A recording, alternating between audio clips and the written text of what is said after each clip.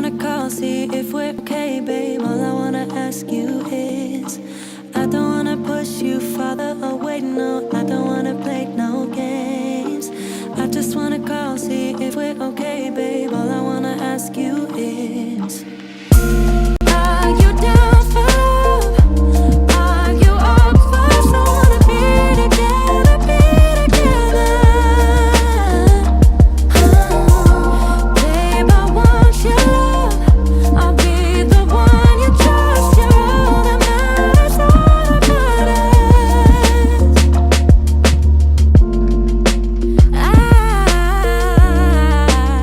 I got feelings about you.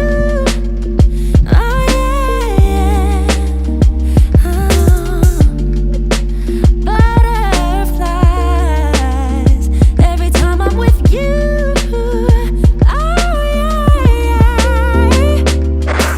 I don't wanna push you farther away, no. I don't wanna play no games.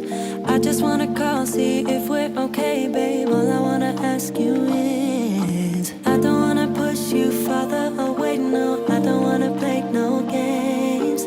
I just wanna call, see if we're okay, babe. All I wanna ask you is, are you down for love? Are you up for someone to be together, be together? Babe, I want your love. I'll be the one you trust. You're all that matters, all that matters. Are you down for love? Are you up for someone to be together, be I wanna be Babe, I want your love, your love. I'll be the one you trust. You're all that matters, all that matters to me.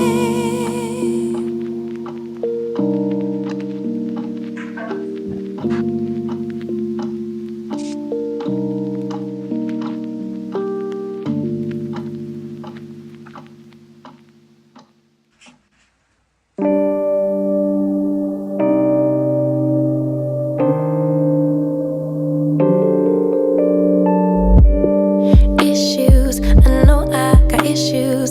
Hate you, then I miss you again. Selfish, I can be so selfish. Spend more time when meeting your friends.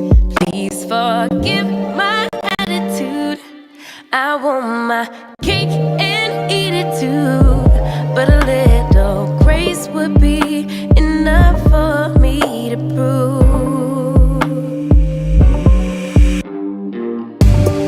baby, you the remedy. You're my mirror, I can finally see, bringing out the best in me. Yeah, I don't want no problems, but I know I got a lot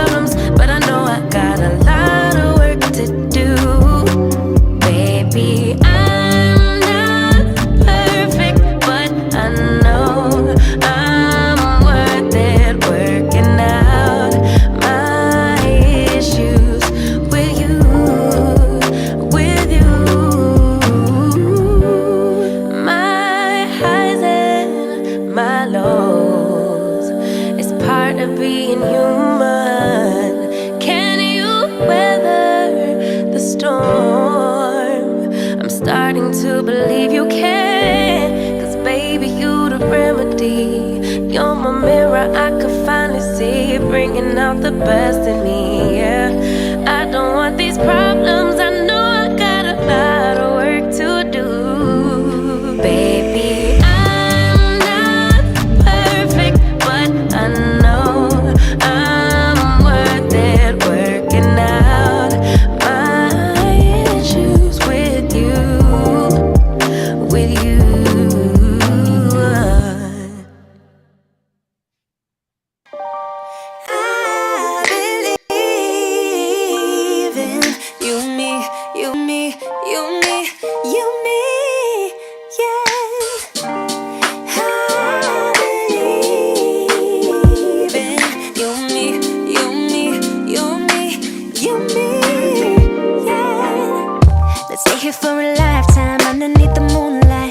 I don't want us to go.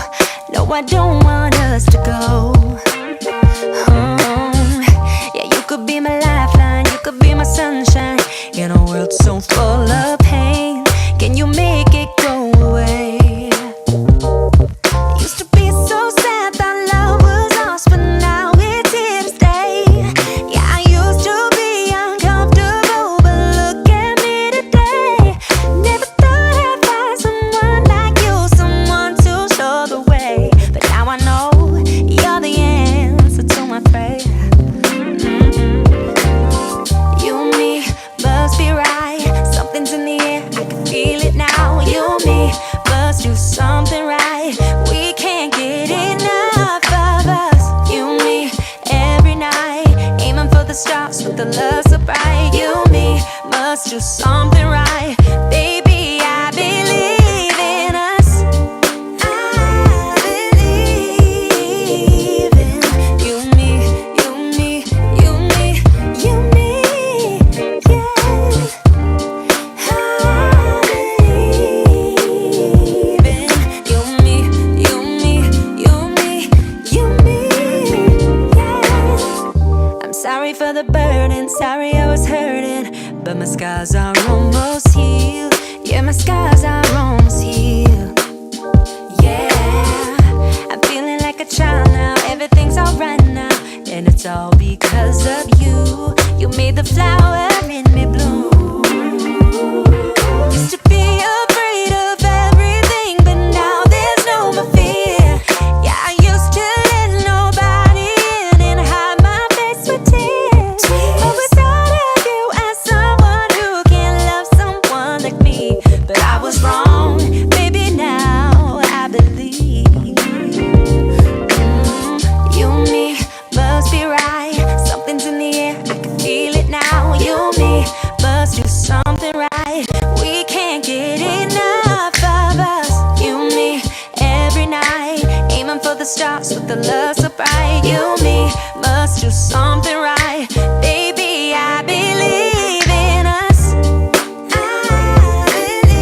believe in you and me, you and me, you and me, you and me, yeah. I believe in you and me, you and me, you and me, you and me, yeah. You and me must be right. Something's in the air, I can feel it now. You and me must do something right. We can't get enough of us. You and me every night, aiming for the stars with the love so bright. You and me must do something right. Baby, I believe in us. I believe in you and me, you and me, you and me, you and me, yeah. I believe in you and me, you and me, you and me, you and me, yeah.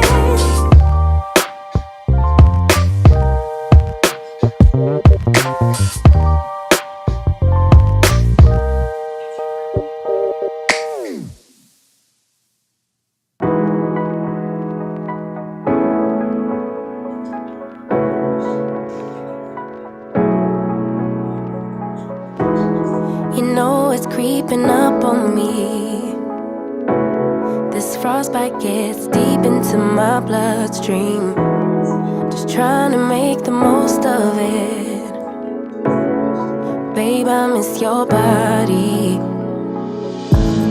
You make some kind of fire within me. It's almost like it's burning through my skin. Make myself feel warmer when you're near. Whenever you're near, come on close. 'Cause I wanna be by your side. Wanna be by your side. Come on close. Get under my skin. Give me a piece of your mind. Just for a while. Stay by my side. I'm hoping for some brighter days. 'Cause I'm falling in the snow, it's getting knee deep. You make some kind of fire within me. It's almost like it's burning through my skin. Make myself feel warmer when you're near.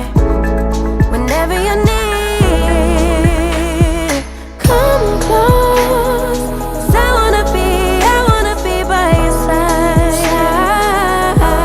Wanna be by your side. Come on close. Get under my skin. Give me a piece of your mind. Just for a while. Stay by my side. November gets cold. December gets darker. Let me know when you're home. 'Cause you're lighting a spark in me. Gets pretty lonely. I get so lonely. So stay by my side. Come on close. 'Cause I wanna be by your side. Wanna be by your side. Come on close. Get under my skin. Give me a piece of your mind. Just for a while. Stay by my side.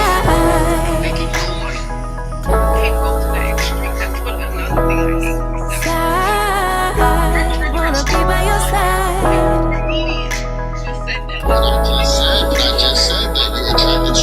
Just for a while. Stay by my side.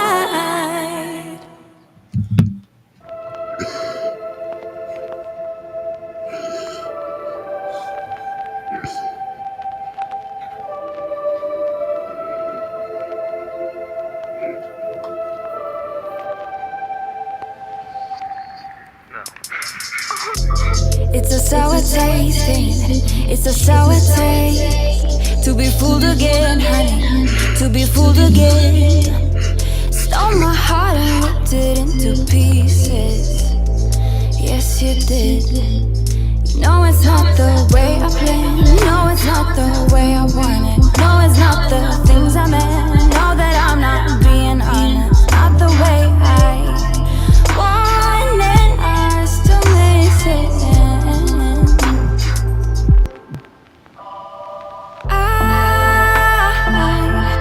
I just wanna be the one who loves you. I just wanna be the one. Face the heat and make the promise. And make it through all our flaws, all our flaws. All our flaws, all our flaws. All our flaws, all our flaws. All ours. It's a cold embrace and it's a big mistake to be falling back to the stuff we know will fade.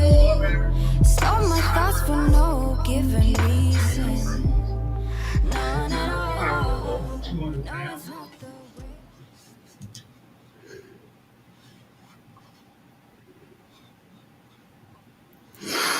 Hello. Welcome. We are live. I forgot that I had that smooth song at the end. Welcome everybody. Welcome to another episode of Wife School. Let me move this down. Let me get the ladies up to the top. I don't need to be up here. Hold on one second, you guys. I'm up here loading up the questions for tonight. I'm glad you guys are here. Everybody, appreciate you guys being here. Professor Cheryl is in the house. Everybody, let's give a warm clap for Professor Cheryl, who's in the house. And then we have Professor Lady K in the house. Shout out to Hey, can Professor y'all Lady see me? K. And then we have Professor Aisha in the house, everybody. Everybody give a warm round of applause to Professor Aisha. And then we also have Professor Happy in the house. Hey, Happy. Audio. I can't hear your audio, Happy. Can you hear me now? Oh, it's coming up. It's coming up slow. It's coming up slow. Okay, I was on mute, There so you go. let's see if we could make it work. All right, Hi, cool. everybody. How are you guys? Hi. y'all. Happy Thursday. Y'all powwow a little bit. I see we got Professor Sir Hale is in the house. Everybody give their warm claps to my man Professor Hale. Hey. Hey, Professor Hale. Can y'all hear me? Loud and clear. Can you see me? Yes, Yes, we can ma'am. see Okay, you. perfect. Just making sure. I don't know if is my camera on. Yes. It yes. is. Yes. Okay. Good. All right. I can't Everybody see looks great. myself. So we worked out the technical difficulties that we once had, and we are going to have a wonderful show today. We should only be here for roughly an hour. I appreciate you guys for being here. To everybody that's tapping into Wife School, welcome, students. Welcome to class. You have now entered the main lecture hall in the Department of Hard Knocks at the University of Shannon Rawls. Boy, we see you. Please have a seat. Take out a pen and paper. Prepare to take notes. There's a lot to learn tonight, you guys. My name is Professor Shannon, and I'd like to introduce all these wonderful people. We're getting ready to have a wonderful conversation. The purpose of Wife School is because far too many people, men and women, are complaining about the dating and mating streets. We also have husband school on Tuesday evenings. We have wife school on Thursday evenings. Wife school is a panel of wonderful women who talk to the other women, particularly younger women, who are interested in becoming married, but not just getting married, being the best wives they can be. On husband school, conversely, we have a panel of wonderful men who talk to the young men. So, who is interested in becoming married, but not just married, to become the best husbands they can be.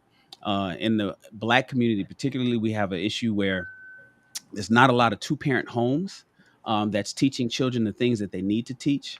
And we're stressing out a lot of the parents that's doing the job all by themselves. And so some people are reaching out, crying out, and some find their ways over here to YouTube to get the answers to some of the problems that they're having in the dating and mating streets. And hopefully we can be of an assistance. And we have this show on a weekly basis every Thursday, 5 p.m. Pacific Standard Time. We have a wonderful array of people that have been married, people that have been divorced. We have people that are single. We have people that are uh, uh, engaged. And hopefully we'll be able to tackle some of these issues and have the hard conversations that a lot of people are afraid to have or just don't know where to turn to have right here at Wife School. So how was you guys' week? Everybody had a good week? Yes. Life is lifing over here. So, with the good, the bad, and the ugly, we made it. It is Thursday, and I'm happy to be here. That's Life don't good. never stop lifing, child. I tell you. Right. Listen, I took this week I'm trying to get used to being an empty nester. My son just left for his first year of college, and I'm like, what am I supposed to do with my life now? So, Congratulations. Congratulations. That's awesome. thank you. Thank you. I suppose you're supposed to be able to do all the stuff that you wasn't doing when you had them in the house.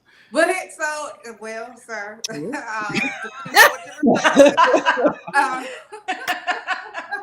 You can do everything that you couldn't do before. Walk around butt naked, have company over, do the things you wanted to do that you couldn't do because he was in the other room.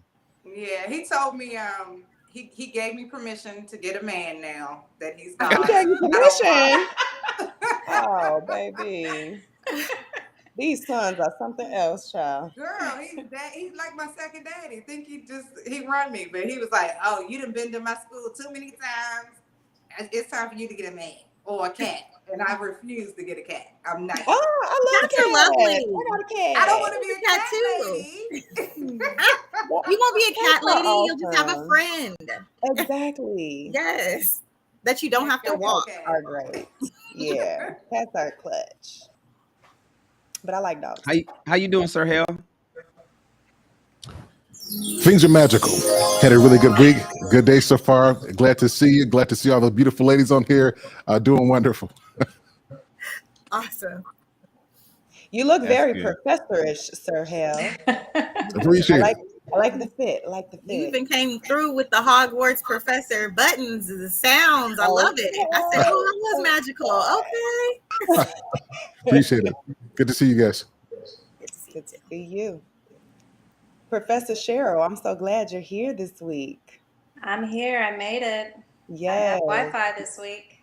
I'm so excited. I'm so excited to hear from you. Yeah, I've been So checking out everybody's pages. I went to Sir Hale's. I watched some of your podcasts. Very interesting. We said that sounds a little disheartening, but I hope you enjoyed it. now I'm interested. What does interesting Cheryl mean? said, I done saw some of your stuff. Interesting. Uh-oh. Awesome. I heard. That I was just hear where you're preparing for coming the from, week. Sir Hale.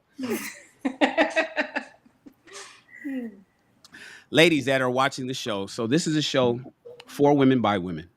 And the reason that we have two men on the panel is because we like to give a male perspective to the ideologies that the women have based on the questions that we present to them.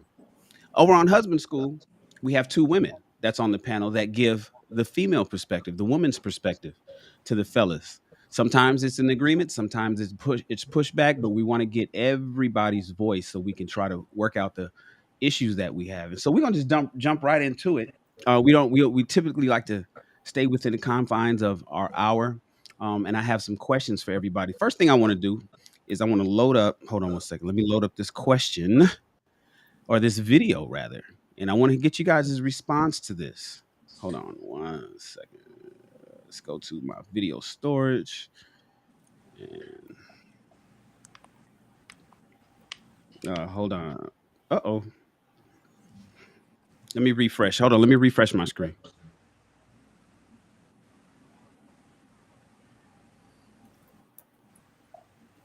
I don't know what happened to my professor this week, y'all. It popped off, but All right, there we no, go. I'm there. So I'm let's there with see. y'all. I'm a professor with y'all today still, okay? You can add it back. Just go to the left hand side. No, you don't want to do it. It wasn't working for me. I was trying to make it work, but you know what? As soon as you You said guys it, gotta call me like a fucking dummy. No, I'm dressed for my ass. I don't give a fuck if that's your baby mama. She can take the bus. I don't care if she can take the train. I don't give a fuck. Let her ass walk. She got a whole nother nigga over here over her worried about this shit. Picking this damn up. I don't give a fuck. I don't give a fuck. I don't care. Why am I even in this situation? You should have told me you was picking her ass up. No, I don't want to hear that shit. I don't want to hear that shit though. Look, I ain't got time for that bullshit. You can walk your ass to wherever the fuck you gotta go. Walk your ass wherever the fuck you gotta go. He ain't gotta give you a ride. I bet his ass ain't gonna give your ass another ride. Bet you the fuck he won't. Bye. Why is you still here though? Why is you still here? Bye. Fuck.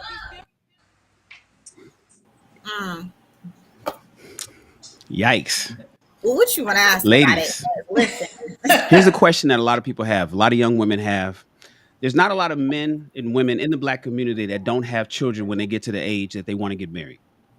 There's a lot of baby mamas. There's a lot of baby daddies, right? And some people have to make concessions and room for that person.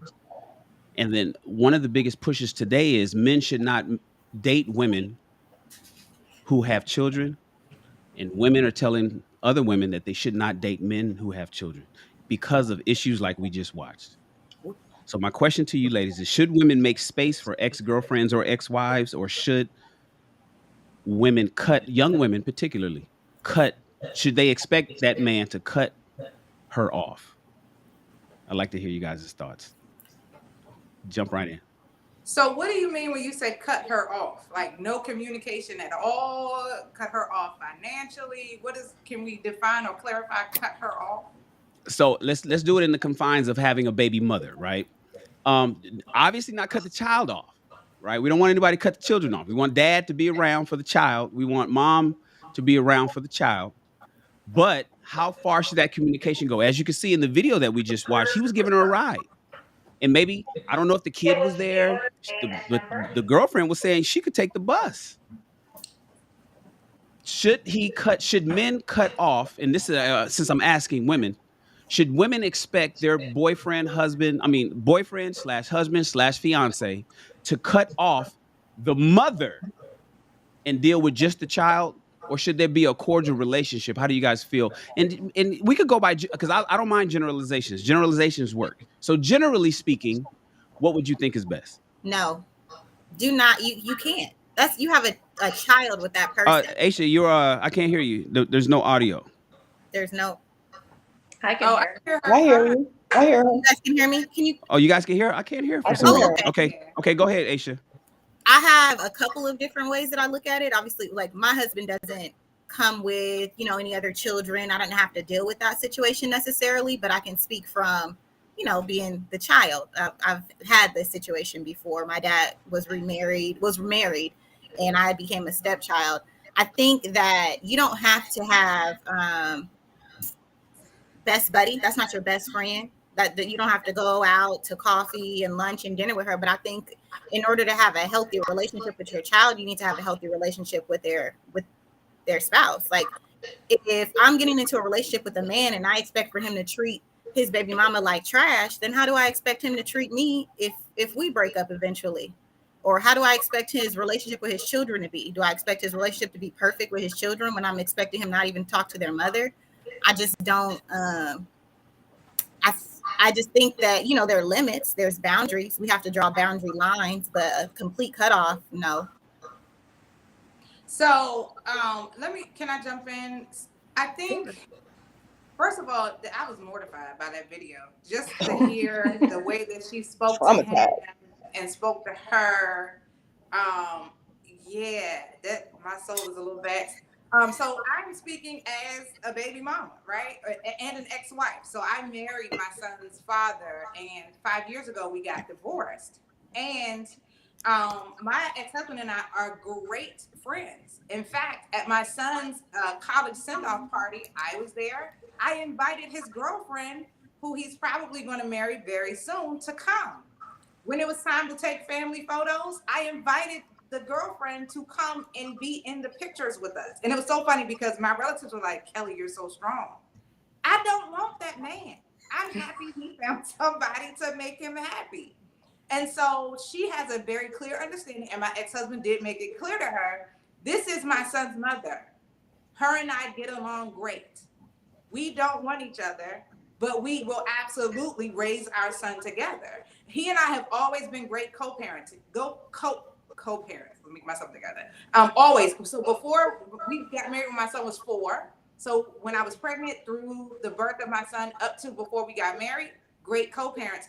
I just don't believe in treating the other parent terribly, because a man who can treat a woman terribly in general, that's questionable. The character is questionable to me. So should he cut her off? No. Should there be some respect and boundaries? Yes. But I think that should be the onus should be on him to define what those boundaries are. And it should be on the onus of the baby mother to respect that. So for me, I will never call my ex-husband after a certain hour of the night unless it is an emergency. I keep the conversation on what the conversation needs to be on. And if she ever were to go through his phone, she would never be suspect about anything that we've ever discussed, even if it wasn't necessarily about my son, because he and I have the same sense of humor. So we'll send each other crazy memes and videos and stuff all day long and laugh, but that's the extent of it. I'm gonna say this and then I'll throw it over to whoever wants to chime in. When we dropped my son off at school, the rooms were triple the price. So we got one room, 2 queen beds, and a pull-out couch. And we all stayed in the same hotel room, and he didn't try anything and I didn't throw anything, right? So I think if people can establish boundaries, clear communication, and an understanding, and then abide by those boundaries and understanding, it'll be fine. But the way that she acted and responded, absolutely not. If I see the baby mama and I'm driving and he ain't in the car, I'm gonna offer her a ride. So I'll land there. Woo, that was a lot. What you And think, I was Happy? low key triggered and traumatized because I was like, oh, baby, I've probably been there before. I don't remember it, but I probably have.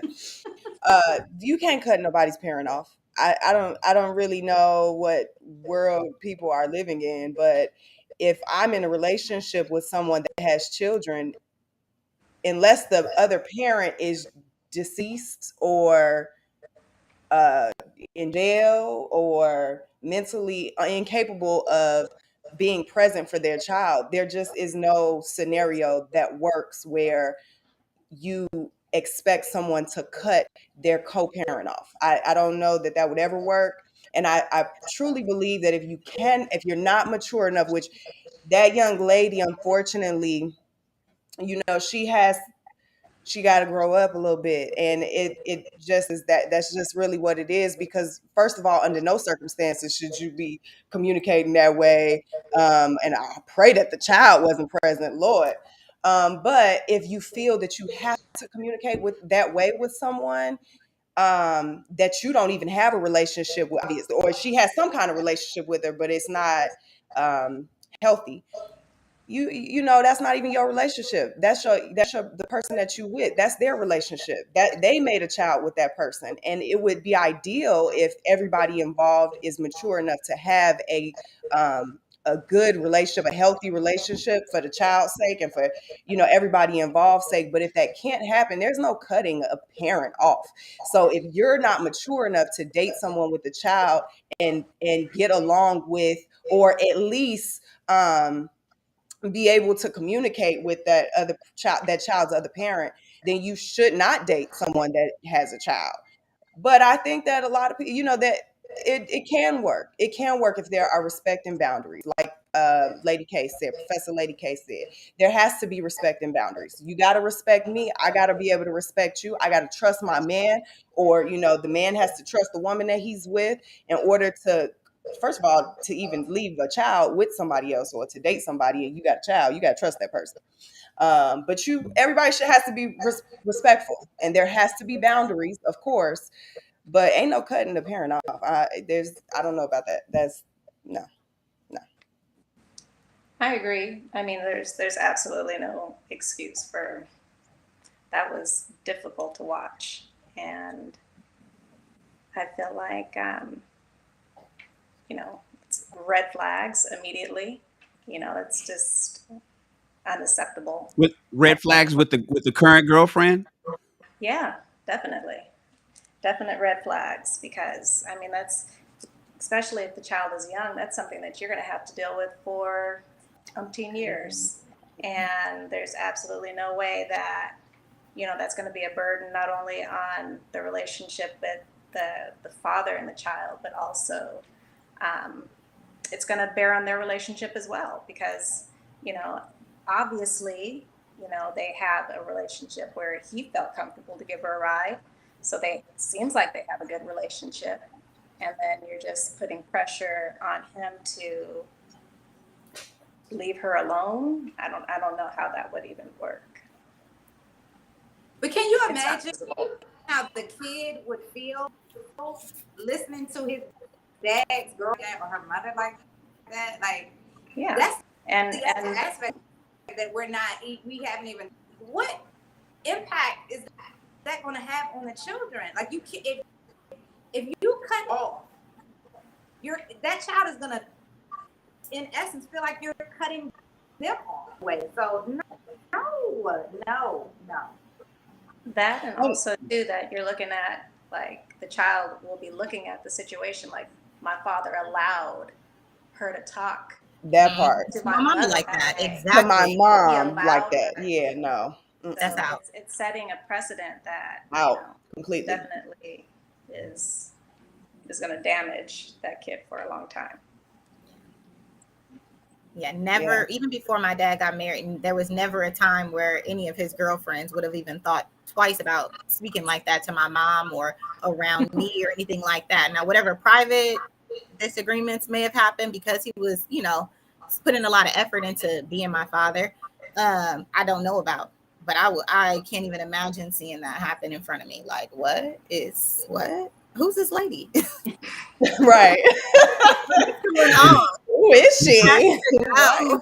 Yeah. Gotta go. I don't know who she is, but she got to go expeditiously. I'd rather have no relationship with the other person. Like, so my son's father and we've never had issues with the other people that we date since we have not been together, and it's been years and years and years. But that's because I trust him. I know that he won't bring anybody around my child that will harm my child. If anything, you ain't talking to my child crazy. You ain't gonna be crazy around my child. That's not acceptable. He doesn't accept that. So I have never really had to even have issues with the women that he dates, even if they have an issue with me or anything like that, because I don't care about what y'all got going on, honestly. And as long as my child is safe, which I trust my child with his dad, then we good. I don't really have to communicate with you unless there's a reason why, but it really ain't been too many reasons why, So, Ladies, can I offer a question? So you seem like very respectable ladies. Could it be that if her response is this way, and this is just me asking a question, that if she's responding like that, do you think that there's maybe a reason why she feels the need to protect her relationship with that man? Because that response doesn't seem new. It seems like there's a buildup of something. Yes.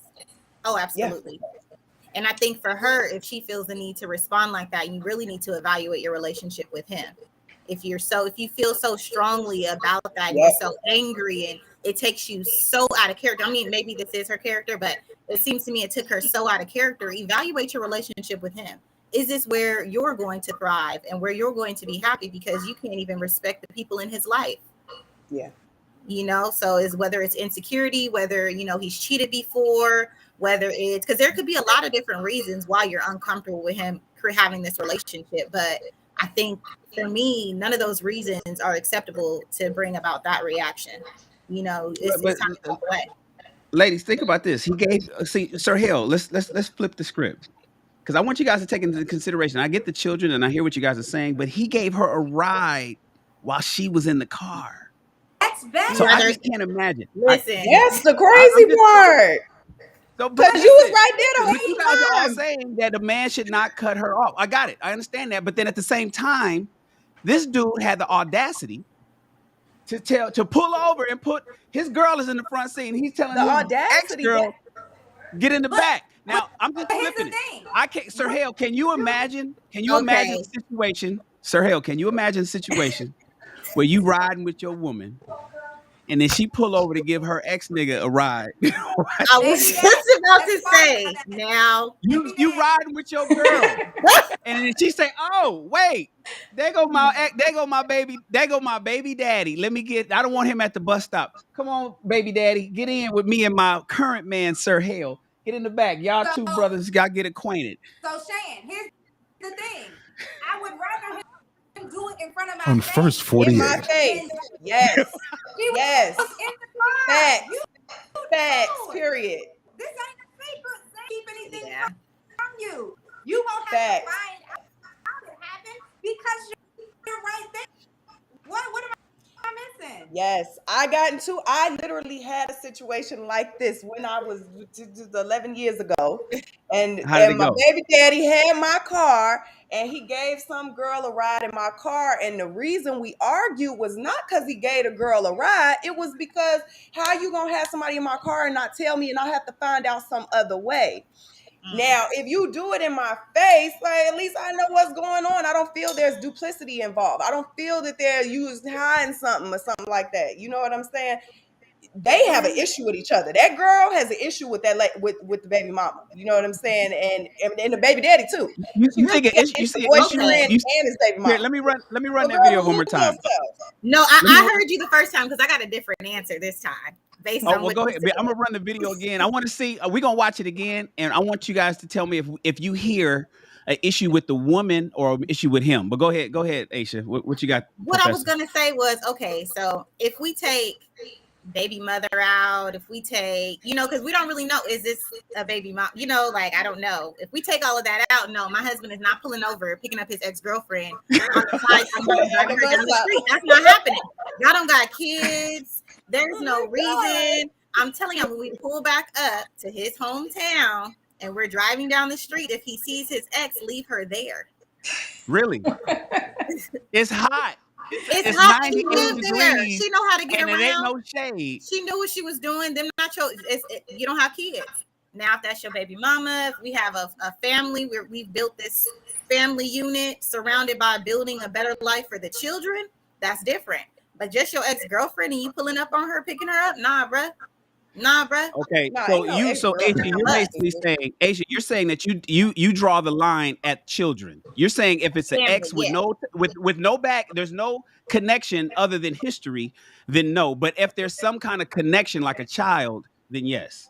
Yeah, because I don't care that you guys are necessarily friends, but going out of your way, just picking her up, doing all kinds of the extras. Why are you doing extras for her? Y'all might Cheryl? text, share a laugh here and there, maybe, whatever. Like, because you do have exes that you're friends with, but going above and beyond for her, without saying, hey, babe, do you mind if I pull over and grab her? It's something going. If you just whipping up and saying she getting in, the girl is blindsided. Don't blindside me. Don't blindside me. Say I'm pulling over because I'm picking up such and such. I know you don't really waiting with that, but can we just help her out? Okay, then maybe it's different because we communicated it. But just pulling up? Nah. So, ladies, none of you are friends with any of your exes? I'm friends with all. Yeah. I'm friends with pretty much all my exes except for one. Cheryl been married 15 years. She said not at all. Well, so Not at all. That's in not this, the in this case, if you had an ex who you were friends with, would you expect him to be cordial and kind to you if you were the one in need? Or leave you there? If he was with his current girlfriend, wife, whatever the case may be, I wouldn't expect them to For pick him to me pull up. up and put, No, no. not I expect, wouldn't not be expect, comfortable. not expect. I Would you wouldn't want be him to? No, I wouldn't even be comfortable. I wouldn't even want it. I wouldn't want it. It depends, because my exes that are with someone, I her, right? And that's the thing for me, that there's a certain dynamic and a certain boundary that I'm friends with that have a significant other. If she can't know about me, we cannot continue our friendship. I'm all about open, honest, upfront communication. That's facts. So Yeah. if 9 times out of 10, she gonna be like, hey, come get Kelly, right? Let me pick her up. So that's how I operate in the confines of my friendship. She knows that I exist. I've had conversations with her. Every time I call him, if she's in the background, hey, that's just how I roll. But would I, no, I don't necessarily need you to stop and pick me up. But if I got 10 bags down up the street and you see me struggling, sir, I'm gonna need you to go ahead and pull that car. That's a good point that you just made, though. You have to be friends with your friend. Like if you are friends with your ex and they're in a new relationship, if you're not friends with the person that they're in a relationship with, y'all probably not the friends you think y'all are, and it probably is just a wrap. So, Well, see, that brings up a question that I have for Professor Lady K. See, so Professor Lady K mentioned that her and her ex-husband, and by the way, Professor Lady K, men typically, you said you were a baby mama and an ex-wife, but your child is from your ex-husband? Yes. Oh, okay. So there's a lot of guys that don't. They like to differentiate the difference between baby mama and exes. Just want to put that out there. But here's a question for you. You mentioned that your son and your ex all got one hotel room, separate rooms. Would you be okay if you were dating a man who went and sent his kid off to college, and him and his ex and the children all got a room together? So here's why I say yes, because I know it's possible. I do not want him. And here's my thing. Let me just give y'all my philosophy on life. I know what another person does. You gonna do what you want to do, whether I object to it or not. I would have did that. Like the rooms were over $1,000 a night. First, and y'all get that room together. I'm just not. And some people wouldn't be secure like that. I honestly, to be honest with you, if I trust my man, I trust my man. You shouldn't trust him. That's real. That's a whole. You need to trusted take us him to with an school on that ex kind of trust. wife? Okay, thank with you, a Professor child? Sherhill. Don't trust him. That's what you said, right? Look, I'm gonna write That's that what I down. Look, that's going in my notes. Don't.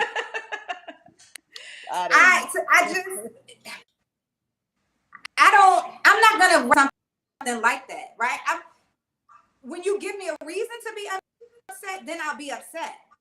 Something out there or be angry about the possibility of something.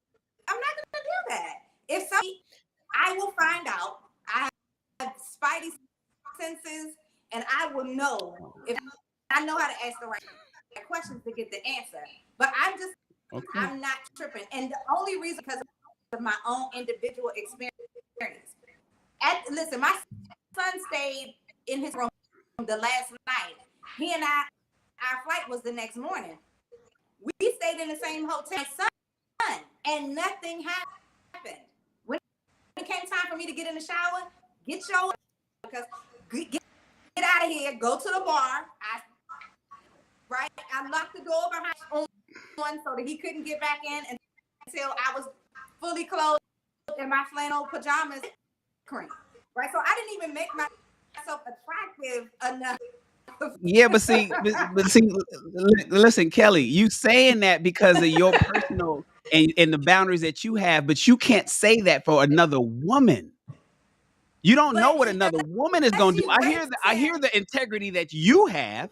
Are you also assuming that everybody, all these other women, including exes who may not have had no dick in years, who may be missing him, who know how to make him laugh, who know how to make him, you saying that you putting the same trust in her that you have in yourself? Sir, I need to trust him. And unless she rapes him, it's up to him whether or not he's going to be with her. So I don't have nothing to do with her.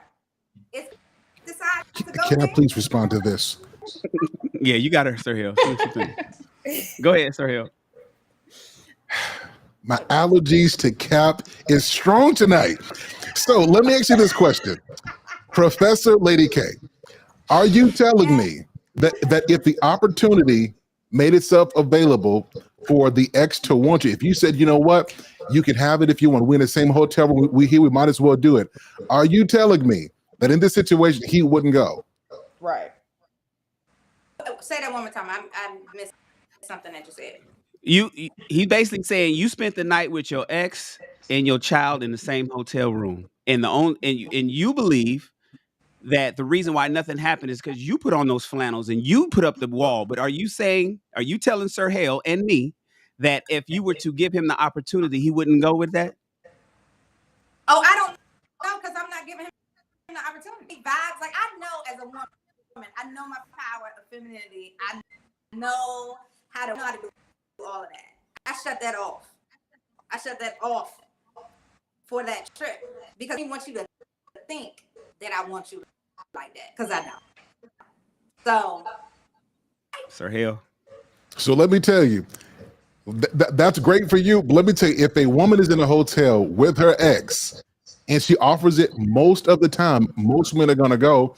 And if you get that close, you can start rekindling old fires, thinking about old things, you just being close together. The likelihood of something going down is very high in that situation. So while I respect you for what you're doing, I want to encourage every woman, do not permit your man to share a hotel room, because let me catch her coming out the shower dripping wet. We about to put on some 112. It's about to go down. It's about to be some magic. She getting ready to sound like this. So I encourage every lady, do not allow this. I know that it's unorthodox. I know that I pose, I'm probably triggered putting the cap in the chat. I get it. It's fine. I'm It's not gonna nothing like that. If he gonna do it, he gonna do it whether she there on the trip or any other time. If he want to have sex with her, he gonna go have sex with her. So I'm not concerned. But I mean, that's a little different. If he gonna do it, that's a little different than putting him in a situation Thank where you. It's that's what preventative maintenance. happens there. That's what happens in hotel rooms is that people sleep together. Okay. Right. So I don't know. Like, I'm all for, and I understand what you're saying because I believe the same thing. Like, I'm not trying to look for nothing, but it's, whatever's done in the dark is gonna come to the light. All this, that's great, that's beautiful. You don't want him, he don't want you. Great, beautiful. But it also, I think, one thing it also does, if he's in a relationship with someone else, it lets that person know that there's a level of comfortability between you two that typically a person in a relationship wants reserved for them. And you guys were married. You don't just have a kid together. It's not that y'all are just friends. You guys were married to each other, and you were married to each other years after having the baby. So it wasn't like it was like, oh, we got married, we had this baby, we ain't like each other, we broke up. No, we had a baby, we had a relationship, we decided that we actually wanted to try this thing out. We tried this thing out. It didn't really work. We still cool as thieves. Like, no, man, ain't no sleeping in the same room. Like My that, I question don't care. is, Somebody sleeping in the car. If this room is over And $1,000, let's say we sleeping this in the is not kid dorm room, it's not something. Hey, separate that. two No, separate hotels, right? my question look, is, something. was he in a relationship? Was What- he in a I'm sorry? relationship when you stayed in the hotel with him? Yeah, Yes, like I that's talked to what she his said. girlfriend while we were there. And she was cool? She ain't say nothing to me, and they still together. Well, he probably put it down. Listen, I don't know. They be I having think that arguments it you have depends. Like, I nothing do about, think, like, child. Let me tell if we're you. giving it, if we're doing a blanket statement, that's not cool. But I think if you look at individual situations like yours, Lady K, and maybe, like, I know that my dad and his ex-wife, who happens to be my brother's mom, went and took my brother to college together as well. It was just three of them. You know what I mean? They got him checked in. They did it together. They rode out there together and rode back. It was a long ride, 4 hours there, 4 hours back. You know what I mean? So they have a different level of respect for each other, especially at this stage in their life. I'm not sure this could have happened 10 years ago. I'm not sure that, if my dad was in a serious relationship right now, that would have been acceptable necessarily. I don't know, but I know that there are healthy co-parenting relationships where it does require y'all to be like, listen, we got to pay for dorms. So we're not paying $1,000 for a room. We pay for 2 rooms. We're paying $1,000 for 1 room. We're gonna use that extra 1,000 to go towards his dorms and his house and stuff. Hello? So that happened. It happens, but I don't necessarily believe that it's the standard. What I'm saying, it's not lost on me, right? Mhm. Yeah. That's a possibility. But what I am not, I don't trip off of stuff like that. I've come to a place emotionally. I decide what my emotions get involved in and what my emotions don't get involved. I have resolved within myself that I'm not going to give ability. That is foolish to me. You will drive yourself crazy getting upset. That makes no sense to me. But again, I understand that not everybody thinks. Lady Navoa, if that's how you pronounce your name, thinks that relationship and that, I'm capping. Like where's my wife cat? It's all I knew knew that was I going to be can understand, like, I can understand if, like, neither one of you are in a relationship and that's just, going to happen. And I see that being the case.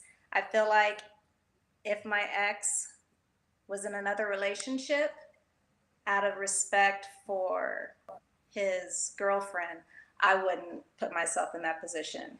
And not even because I feel like I would do something with him, because my exes, I cut him off. Like, I don't have any kind of, like, relationship at all. But if that were the case, I feel like I just, out of respect for her, because I don't know, they may get married, maybe she's uncomfortable. I just would look at it in that situation where I wouldn't feel comfortable because I would have, I'd be concerned about her. I'd be concerned about how she would look at the situation and how she may look at me and interact with me from then going on. Well, I can appreciate that. I just was not getting ready to spend $2,000, right? Because I just feel better used in my son's bank account versus having the two rooms. And if she had a few, I'm not. How they spend their money. I still need you to. Sorry. I gotta like that. That's fine. I appreciate that, but at the end of the day, my son now, and just randomly, where he and I room, no, this was circumstances. So at the end, we got a kid together. And either she get with it or she don't.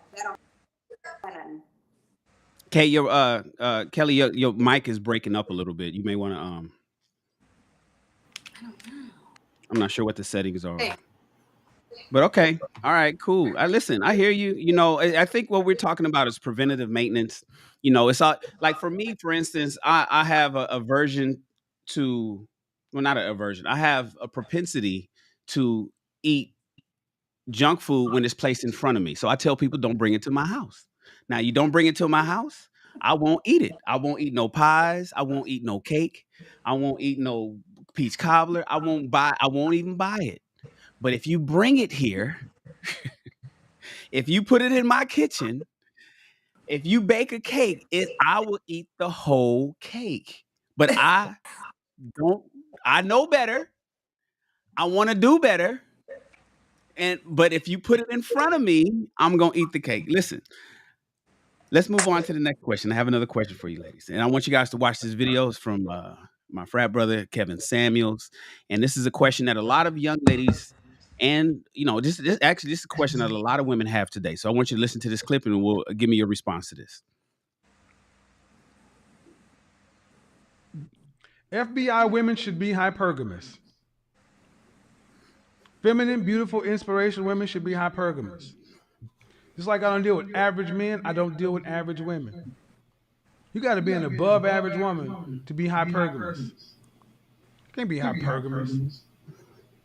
5'4", 200 pounds.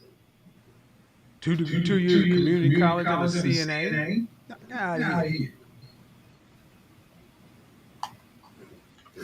The question is hypergamy real in 2022? Should young women date across and up, or is it okay to date down these days? So the reality is there's a lot of situations where we cannot buy homes in the neighborhoods that we grew up in.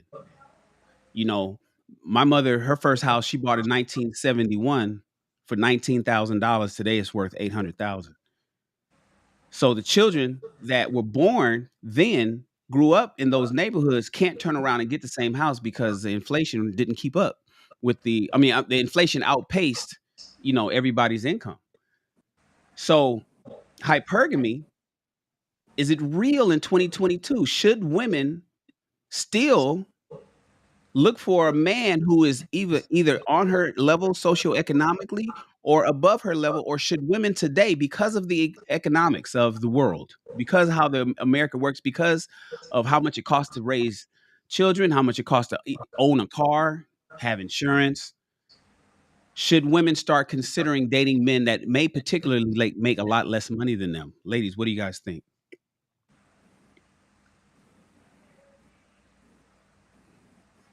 Don't everybody jump in at the same time. Can you ask the question one more time? Yeah. Should women date men? Say it again. Should women on a socioeconomic income? Let's talk about income. Should a woman makes $80,000? Should a woman date or marry a man who also makes $80,000 or more? Or is it okay for her to date or marry a man who only makes $40,000 today? Well, she was taking care of herself before she got married. She was. So I think that it's fine, personally. really, I think that it's fine. I think that we have a tendency to always say date up, date somebody who's more than you. But sometimes you can get together and he can bypass what you've made. You know what I mean? Just by having that support and that love and the right conditions for him to get there. I think it depends on the man. I think that more often I see that men are not as comfortable being in relationships with women where they're the breadwinner because some women have a tendency to speak down, disrespect, demean him because there's less money coming in on his side. But I don't think that it's a problem. I know for a fact that I've seen it where you can get together with a man and he might be at 40 now and you're at 80 now, and the tables turn. He gets that job that puts him at 90, and now you guys are in an even better place. But you didn't judge him for that, where he was making less than you. I just think that it's okay. Personally, I don't think it's really a problem. If he has no goals, no dreams, no aspirations, he's not working towards anything, he's not trying to get a different job, he doesn't want to make more than 40,000 a year, that's where you have a problem. Don't commit to somebody with no ambition, you know. So that's just me. Cheryl, I agree. what were you saying? I agree. I mean, it really depends on,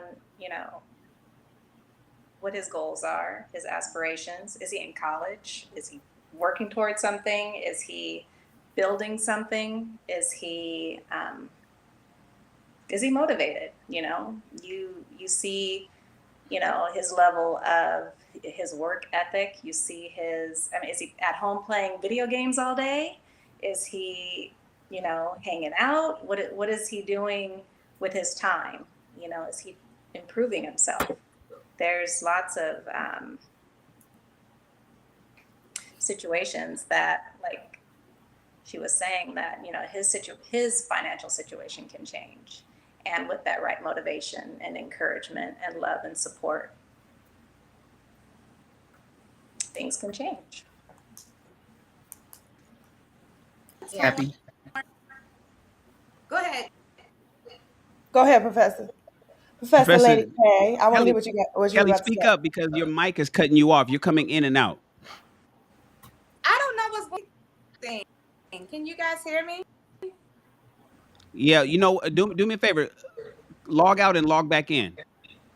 I'll bring you back in, and maybe a reset and restart the browser. And if you're on your iPad, close all the other apps. So my opinion, hypergamy is absolutely real. It's a real thing. Should young women do it? I believe that it depends on the vision that young woman has for her life.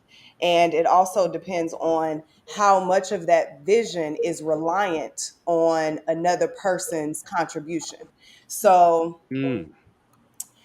That's it. if a young lady wants to live in $1 million home and have 5 children, well, in order to have 5 children in a 2-parent household, you need a man. You need somebody that can not only give you those 5 children, but can also provide for those 5 children, that will stay with you through the raising of those 5 children. So you rely a lot on that other person.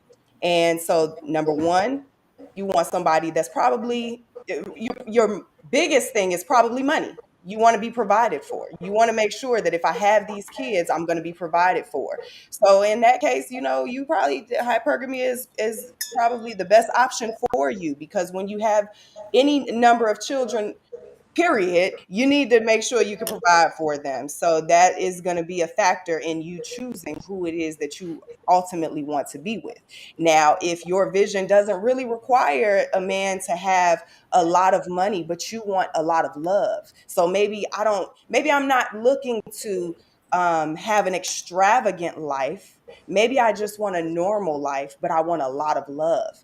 Then hypergamy is not necessary for you, and you don't need to go out and look for the man that's making more money than you are. So it's definitely a real thing.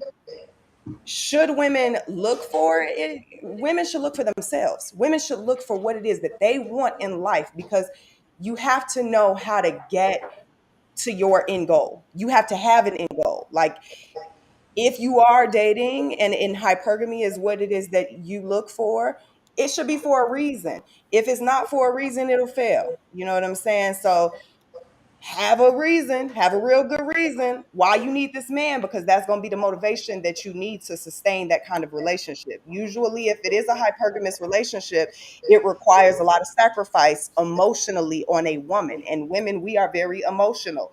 A man that makes more money than you and is going to take care of you, he ain't really trying to hear all that emotional. Hey, where you at? What's going on? When am I gonna see you? Oh my God. He ain't really gonna get that. So if you really need love, keep that in consideration before you go out. I'm sorry, Sir Hill. What you got? What you got? What you got? Where can I hear you? I'm just listening. Just listening to you. Oh, I thought you I were. have something, but I'm just listening. Yeah, you We go see it in ahead. your eyes. It's All right, okay. I'm like, you trying to jump in? Come on, what you got? What you got? I think a lot. So if you don't, I think Professor K has something to say. After her, I would like to tap in. Can you guys hear me now? Yes. Yeah, we can, but it's the same Delay. blocking. It's the delay. Mhm. Yeah, what's happening? Okay, go ahead. But so that hypergamy is definitely a real thing. And I don't think that they're desiring that, as long as you understand what could potential, right? Um, Typically, men who are of a higher tax bracket have qualifications that they're looking for. There's a certain level of self-awareness that you're gonna have. But then there's also, like you said, you probably not gonna see him that much because he's outworked the money. Typically, men like that are either executives for major corporations or business, or multiple businesses, and so time, if quality time is, you might not want to be with a man who earns more than you. But it depends. I think dating across should be more of the goal instead of dating. But like Professor Cheryl said beforehand, and you are a woman of a certain caliber and that makes less than you, and you guys get married, there is a certain I'll say that a woman has to be able to elevate her man and support him, and so he can absolutely exceed her income if he has the desire to do so. Is it possible? Yes, as long as you meet their qualifications. Cross may be a safer bet. Dating down, he would have to have every block checked, and that dating down can't be more than like a $20,000. Almost, yeah. I'm not gonna tell you how much I make. Mind your business, but I live a good life. So. Can I chime in really quick too? Yeah, Cheryl. Before you speak, Sir Hill. One point that I wanted to make as well too is that after you've been with someone for so long, one thing that I tell my daughter all the time is that, your priorities are going to change. You've been married for 1 year, 2 years. You might have the same priority 5, 7, 9 years. They're going to start to change. 13, 15, 17 years down the road, your priorities are going to be completely different. So it really is important not to simply, money is always nice, but it doesn't always last. Right. That's true.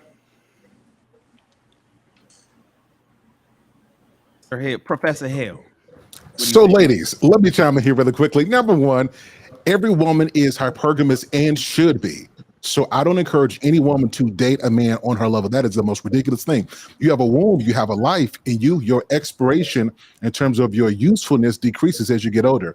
I know we may not want to hear that. We don't like to hear that, but that is the truth. So you need to date somebody up. Here's the issue though with hypergamy is that so many women are consumers of hypergamy. They're not contributors. So if you date or marry a man who has more than you, then the aim should not be you want to marry his lifestyle. It should be you want to marry him. And you want to contribute to what he does to take care of that lifestyle. The reason why this has become such a bad thing in this world today is because women take pictures of their cars and of their homes and do nothing to help that man. She doesn't take care of doctor's appointments. He has to beg for sex.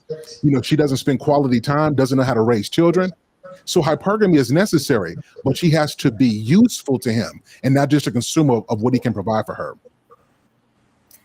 That sounded very harsh, but I actually do agree with that a little bit. I think that in any relationship, you need to be a contributor. And I feel like if all the man is contributing is the money, and that's what she's trying to marry, then know that he's going to need you for all of these other things. He's basically useless in every other area, right? That's what I'm hearing you say is like she needs to be adding to. So it's like, okay, well, he's useless in these other areas because all he's doing is working. So now she has to fill in the void. And I would agree with you there. See, here's the thing that most women don't understand, that it's hard for a man to give you the level of emotional attention you want while building. Think about this. Think about a man who's doing construction work on top of a house in the heat. He's hot. He can't give you the attention because he's building something. A lot of ladies, if you took that example in your head and realized that this is what men are doing in life, and instead of looking at him giving you hugs and kisses as an expression of love, think about this. He's building you a house, right? So after he's done building, then the love you want, you guys get a chance to rest in that and to nest in that. But a lot of ladies want the love initially, their way of seeing it, instead of letting a man work to provide a life where he can give you that on a consistent basis. This is what working men look to provide. And I think we need to stop thinking that men who are like this don't need love. The reason why he get a woman who gives love is because he needs that. And the way that he expresses that is what he provides for you. Ladies, I need ladies to understand that, because you'll assume that he doesn't care about you. He's not emotionally invested. Anytime a man gives you his time and his resources, he's letting you know how he feels. Now, could he give you more? Absolutely. But ladies need to look at that and respect that. So can we statement when you said as a woman gets older, she becomes less useful? Less valuable. Ain't that what I heard? What? It said less useful. He said yes, less Can useful, we go but with that was less still useful? Can you explain that to me, sir? Because I've gotten the older that I've gotten, and now that I'm in my 40s, confusion. I'm in my 20s. So can you help me understand that, please? Yeah. So let me not trigger. So let me clarify. The more money we make, the more help we can get. So think about what I'm saying. I don't mean in terms of your money. A successful man is not looking for that. And that's just the real. And I'll tell you guys, I'm 15 years married. When I first got with my wife, she has a master's degree. I ain't got none of that. She ain't paid a bill in years, right? She has more education, more experience, more management experience. She's living a good life. And I don't have none of that. But the reason she's useful to me, even though we've gotten older, we're not having no more babies. We've got 4 of those already. But most women, a lot of women, they start getting money, but they're less trainable. They're not interested in learning anything else. They're not interested in how he's doing. They don't really care about his mental health. They don't care about their appearance and how he feels about that. So you're probably hearing it differently because you probably work out, you have a healthy diet, you take care of yourself, you make sure that you're resourceful. So you're hearing this from the context of what you're doing. Can we say that what you are is a reflection of what most women do, particularly here in America? Well, so I guess I just the word less useful, and it didn't. As it pertains to men, though. Right, that's what I'm saying. So while I do earn, a man that is going to be in my life, oh, he's going to be served, honey. And he's going to be, and however he needs me, whatever support looks like for him. Right? So, but as a younger woman, oh, I was a hot mess. I wasn't doing. I was just going to ride, and you was going to pay for everything, and I wasn't going to do anything. But I had to learn. So that's what so I guess that was the incongruence or the cognitive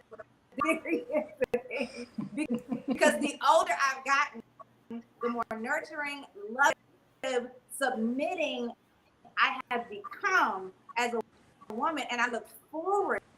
I have a husband that I can absolutely serve. So, okay. You hear the root word, you keep learning. And that's the key. That's what successful men. So I know it sounds rough, but I want women to hear this because a lot of women get lazy, they get tired, their careers come before their husbands, right? If he's dating a mother who has children already, the kids come first. And so things are out of whack. And when I say useful, I didn't say value, because I know that could be something different. I mean, useful to that man's life. And the truth is a lot of women are better at their careers than they are at marriage because they haven't learned how to be useful to a man. They're useful to corporations. I can go with that. I can understand. That's a word. Yeah. That's real. That's right. That's true. That's facts. That part is facts. But the whole not useful as you get older thing, I don't know. Most useful women I know is my grandmother and my mama and stuff. Like, them women are the most useful, resourceful women I done ever met. I don't know a more useful woman. So ain't me. But a lot of times we look at and that's the thing about it. So when women hear that, a lot of times women hear what you hear when we say, oh, your degrees and your career don't matter to us. You look at that as, well, damn, I thought, you want me, do you want to, the pushback is always, well, what you want, an airhead? You want a a Stepford wife, that you want a concubine that just gonna walk? No, we're not saying that we want an idiot. We're not saying that. But what good is your sociology degree gonna do to this family in the program that I have in place? Why do I need you to have a Spanish degree from UCLA? What the fuck is that gonna do for me? So a lot of times going out and spending all these resources and time and spending up some of your most formidable years getting this career and getting this degree or working at a place that does not do anything for me. Oftentimes when it comes to meeting somebody at that age, can you acquiesce to what I got going on? And if you can't, then to us, from a man's perspective, from my vantage point, you're less useful at that point. And so the older you get, the less useful you become to me because you're not willing to bend to what I got going on over here. The older you get, typically. So that's where I believe Sir Hill was coming from. But there's one thing that Aisha said. You were talking about possibilities over probabilities, Aisha. And we're going to move on to the final question of the night. But before we go there, you were saying that the guy has to have aspirations. So let's say, for instance, you got a woman that's making $80,000 a year. She's a senior, vice president of, of Acme and then the guy is making $40,000. But what if he's fine with being the assistant manager at Target? He's okay with that. And so what you said was, he has to have some aspirations and he needs to, what is he going to be doing? Is he going to be stuck there? But there's a lot of, the reality is the average income for Black men is what we at now, Sir Hill, 41,000? Helping with the dishes? Is he cooking dinner? 41. Is he helping with the kids? While I'm spending most of my time building for the family, if he's fine doing a job that can go say he's not. Say he's not. Is he a house husband? Just the same way you didn't need me. What do I need you for if you can't help me do nothing around the house and you're not even trying to build more? You fine at 40,000 and we can't get a house with 40,000, husband. So I think that at some point it's like, okay, you have to, if you don't have aspirations for a bigger job, then you have to have aspirations to help with the things that I can't do because I am at work, putting in that work and I'm trying to get to a different level. How long do you think? I got you. Go ahead, Happy. I see you say something. This is why a vision is important. This is why knowing who you are and what it is that you want is very, very important, because this $40,000 dude that's okay making $40,000, ain't nothing wrong with that. Do you, boo boo? Go ahead, have a ball on your But it 40,000. may not match And my you probably vision. get the Target discount and everything. Cool. That's probably not gonna work for what I'm trying to do with my life. And so if you're cool with that, baby, be cool with that. I'm never gonna try to change you. However, that's really probably not gonna work for what I'm trying to do. So just like Professor Aisha just said, if that's what you want to do, cool, cool, cool.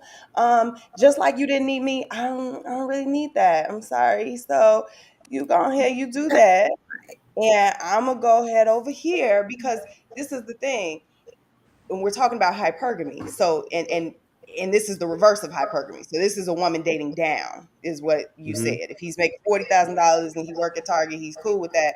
This is a woman intentionally choosing to date someone that makes less money than her for whatever her reasons are. She has to have those reasons. She has to know why she's doing that. But if you have vision for your life and your vision is that both of us are living in our purpose, let's say, you know what I'm saying? Well, my purpose is if I choose to bring someone else into what it is that I'm doing, you're never just going to be comfortable anywhere personally because I'm never comfortable anywhere. I'm always looking to grow. I'm always looking to do the next thing. And so if you're comfortable where you are, you and I won't work in a relationship. It just won't work for me because I need growth. Even if we start at 40K, that's cool. I'm not saying there's nothing wrong with starting at 40K. Start at 40K. Cool. But you say comfortable there, that's all he want to do, and he ain't doing no dishes, baby. It's not gonna work in my household. You know. But that may work for somebody. That may work for somebody else that wants to be in control of the man. Like some women, they want to control their man. They want to make more money. They want a man that just is comfortable at a certain level because they want to do what they want, whatever their reasons are. I don't know what they are. If that's the life that you can see for yourself, cool, you go for that. It probably ain't gonna work long term just because of the nature of life. Life keeps going. Like life goes in forward motion. And if you're not moving forward and you're staying stagnant, that may work for a period of time. It's not like Professor Cheryl said earlier. People's priorities change as time goes on. So if you just cool forever in one spot, baby, don't get married. Don't be in a relationship. Don't do that. Because the purpose of marriage would be growth, in my opinion. I mean, I'm single. So I can only not assume. I can only tell you, I will only give up this life if it's for the possibility of growth and if it's the necessity of what my vision requires. I need this in order to get to this vision that I have for my life. So And can that'll I? be what That's keeps me. interesting. You say that. I'm gonna put a pin in that. I want to come back to that. Go ahead, Professor Lady Katie, and we'll go to Sir Hill. So here's the thing too, right? And this kind of popped into my mind. 40,000 is a debt-free 40,000, and another man's $100,000. You $80,000 in That's debt, the one. right? So everybody or he brings in six figures, not understanding that six figures also come. There's a certain lifestyle that goes along with that, right? There's some people may not have learned the debt to income ratio and things like that. So I think that's consideration. But I think that women should be dating and their values, right? And for some women, lifestyle is value and it's part of their vision. Especially if you have women who make a certain amount, they're not necessarily willing to sacrifice their lifestyle, especially in the beginning. You and you making we together, we here, we're equal, and then something happens, right? But at the end of the day, starting out and it's like a debt full 40. I'm not worried. No, thank you. All right. Go ahead. Did you have something for Sir Hill? So whether it's a debt free or debt 40, ain't nobody going for 40,000. Let's be honest on here.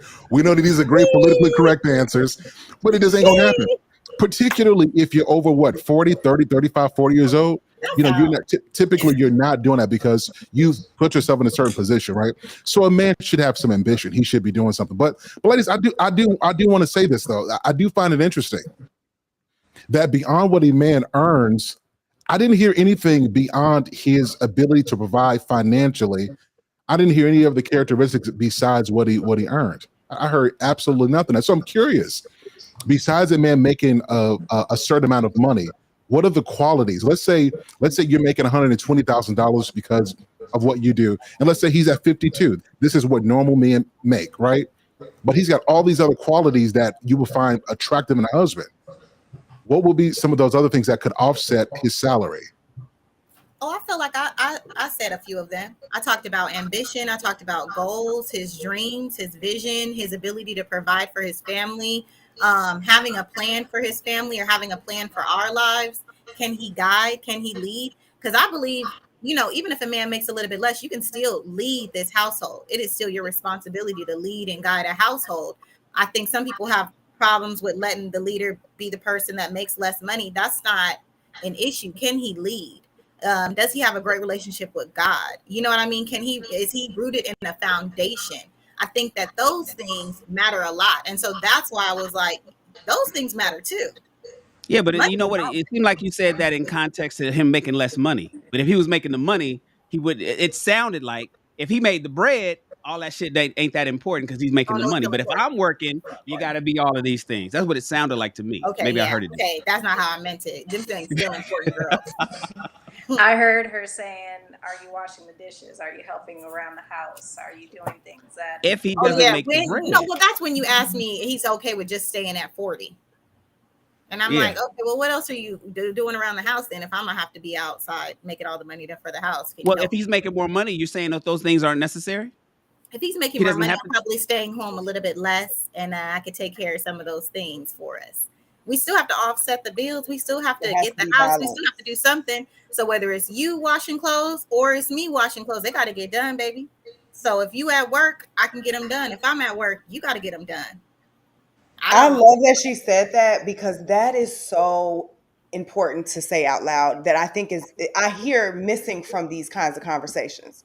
Why do we act like the dishes don't got to get done? Why do we act like the laundry doesn't have to get done and those things don't take time? Why do we act like the house doesn't have to intentionally be clean and those things don't take time? Those things take time and someone has to do them and someone has to regularly do them. And so to act like those things don't exist is not real, and to remove them from the conversation is also not real. Money is important. The reason why we were talking about money in this conversation, because we were talking about hypergamy specifically. You know what I'm saying? Do you date someone that has more money than you, or do you date somebody that has less money than you? Well, that depends on what your values are. Like we all said, what do you value? I may date somebody that has less money than me if he gonna do all the chores. Can you do all the chores? Oh my God, yes. Yes, I'm signing up. Or are you gonna hire a housekeeper, bro? Like, hire a housekeeper. Cool. We good. We don't have this problem no more. But if ain't nobody taking care of things that gotta get taken care of, then and we don't even like each other enough to figure it out. Like, we don't even like each other enough to figure out who gonna do what. It's not gonna work out.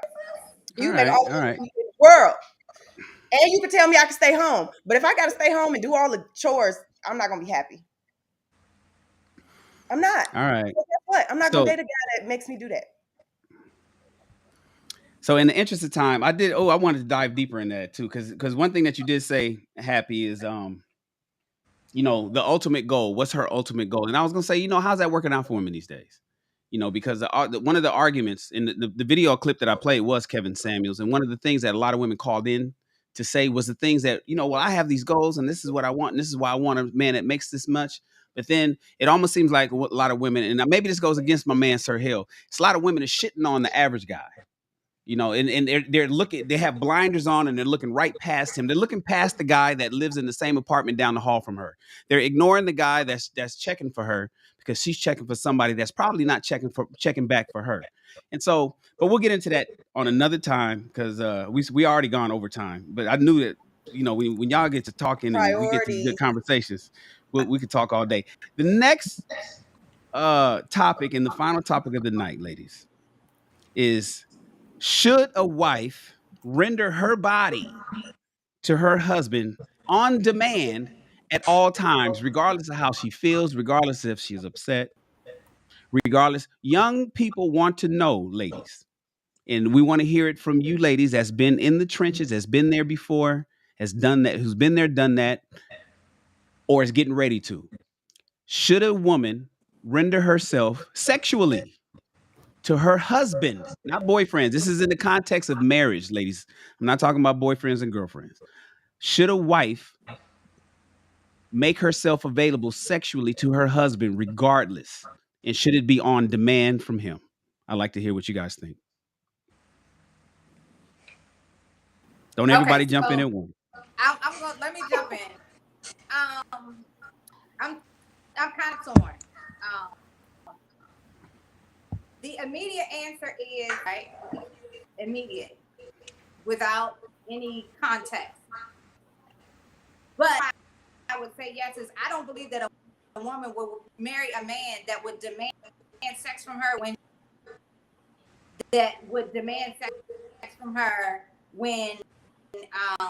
tired or what have you. Like if she's like, is that time of the month? Something. I don't feel And some men don't care about the It's some men that don't bloody care. Sunday. Baby, they be running red lights all day. Some men do not care, girl. They don't care at all. I'm talking about the fact that I'm cramping. I got a migraine. I feel like I'm delivering every month. And Advil.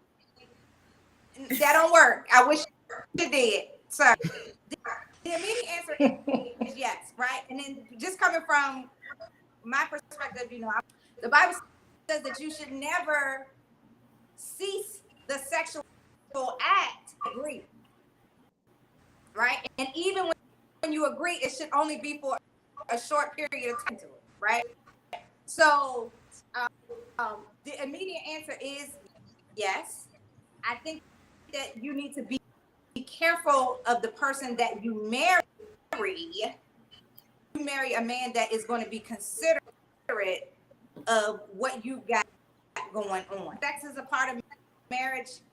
It is, from my belief system at the end of the day. And there's no real meditations on what you could do. So my belief system, and as a woman who has been married before and who has had situation, yeah, like when he wanted it, the flip side is when I wanted it, sometimes he want to give it to me. Damn it! What do we do with you? But I'll let y'all go. I'm sure I'm about to get crucified.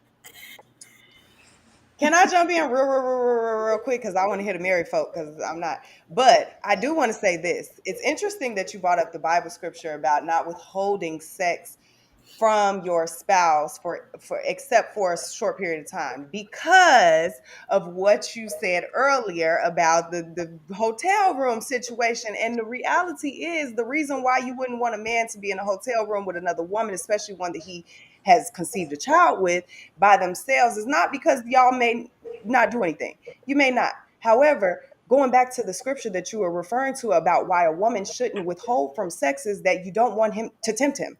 You don't want Satan to get into y'all relationship and tempt you. So Temptations. it's about the temptation. Like, that's why the Bible says not to withhold sex from your man. So on one hand, you like,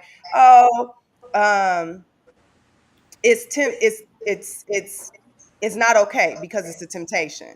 But on the other hand, you like, well, temptation is cool as long as everybody know what's up. Well, Happy, since you got the mic, how do you feel? Do you feel that whether it's marriage, okay, let me do this. Whether it's marriage or long-term life partner, should there ever be a time or a reason why your man is horny and he wants something from you that you could say no? Oh, this is such a hard question. Because I really want to say, no, you shouldn't withhold sex in a relationship. That's blasphemy. Like, this is stupid. No, I don't agree. On the other hand, like realistically speaking, there are times when my emotions are not available to sex.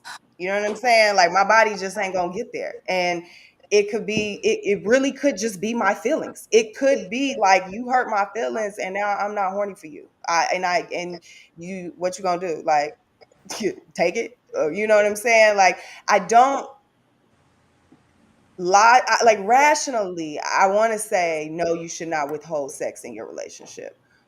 Realistically, I just know that there are times when I'm just not my body's not available to it. I don't think it should be used as a weapon necessarily, like how we asked in the question.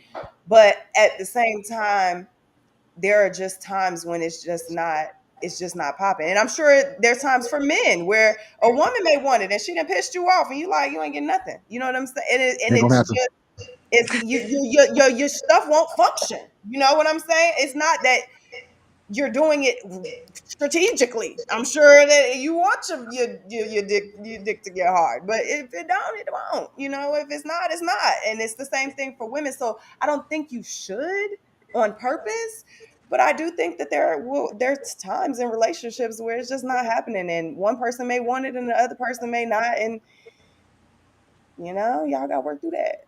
But I don't think you should on purpose, but it happens. Oh, can I just say something real quick? And then I'm gonna toss it over.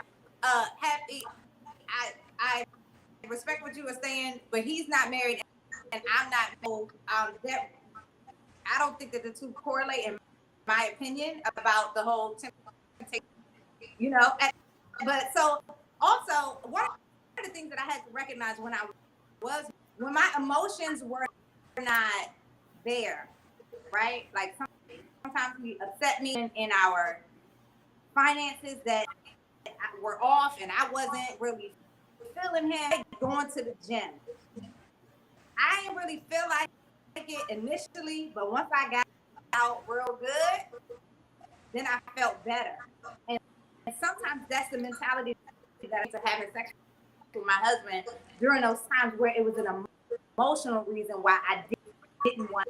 And so for me, unless I was in physical pain, and he understood that. My ex-husband did understand that. I will say that there will be times of the month I have to go to the hospital, right? So in those times where I'm down, he understood it, and those times were the only time where I withheld it.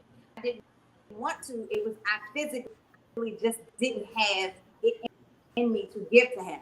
No reason. If he asked for it, I felt like it was my duty. But once we got started, communication and issues can be resolved through good sex with your husband. So, I want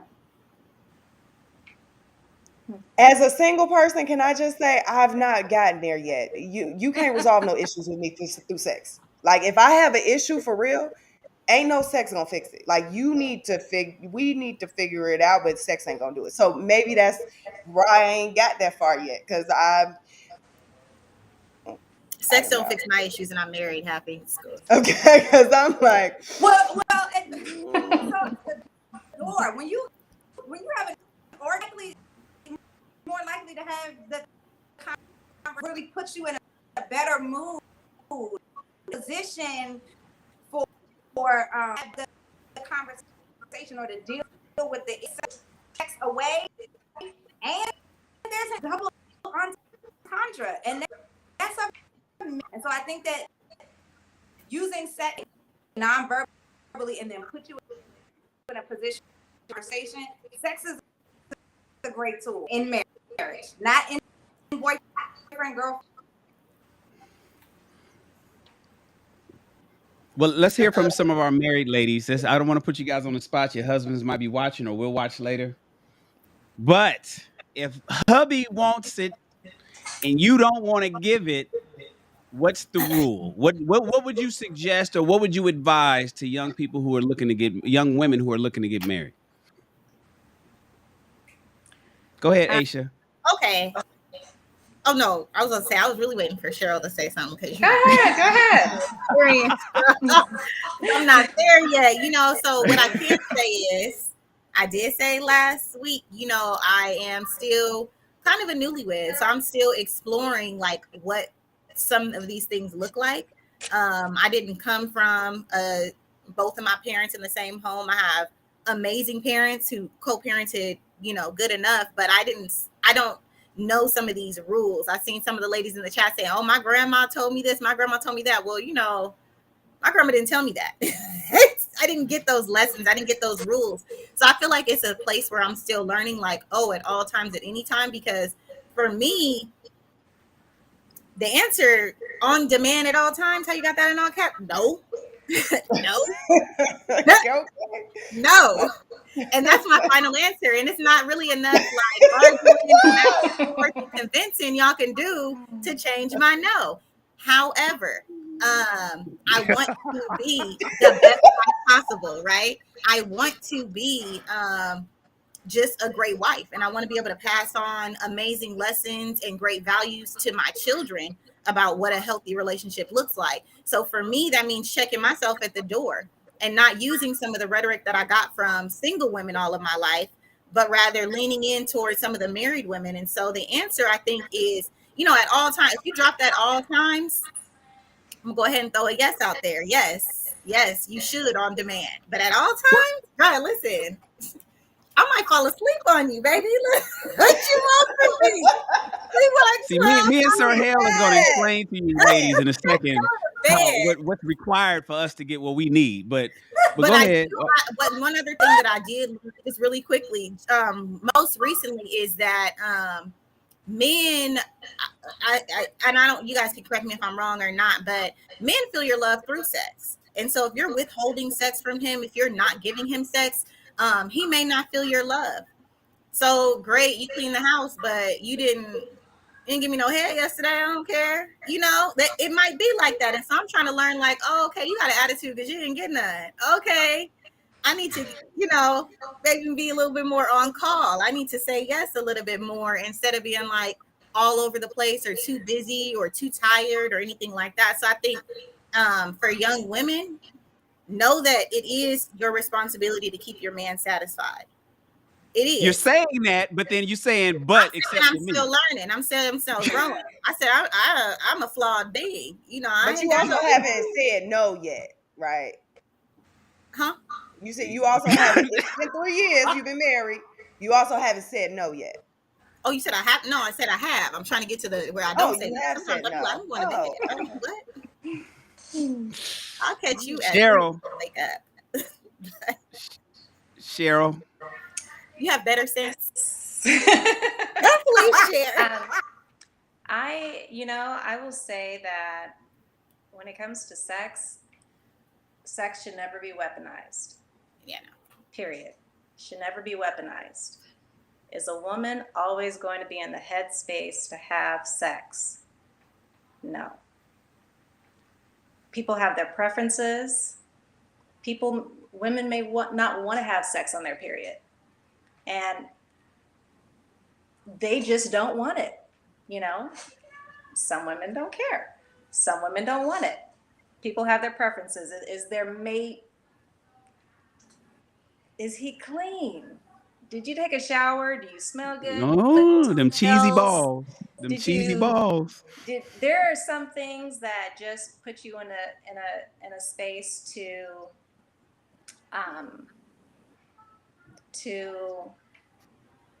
want to all the time. Your mate, you love them. You ultimately want to please them. Obviously, you enjoy sex with them, but there's just some things that, are not going. There's going to be times when it's going to be a no. Are you cramping? Are you pregnant? You don't feel good? Do I have morning sickness? Am I sick? I just worked a 12, 14-hour day and I'm dog tired.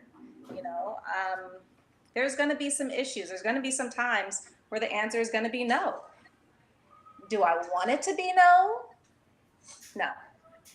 I want to be in that position that I can satisfy my spouse. I want to be in that position where I can give him what he wants, what he needs. I want to be in that position. And if it doesn't happen tonight, well, maybe in the morning. It's not always going to be a yes every single time, every single day. It's not always going to be a yes.